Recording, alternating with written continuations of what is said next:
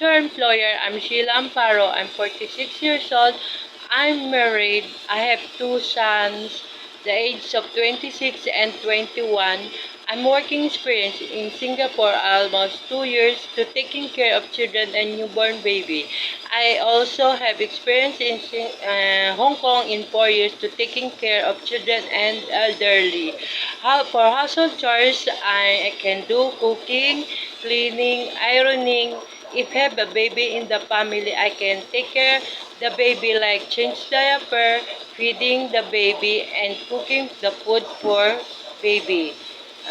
But if you a kid that's going to school, I can also handle on her, him or her getting ready, handle to her and him make a breakfast in the morning, and I taking him her to school.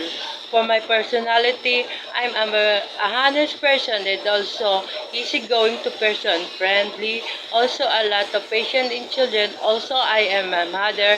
I can understand about the kids. I can assure you that I can take care of children very much and love them as my own child. I hope give me a part of your family and take care of your kids. I hope to see you soon. Bye.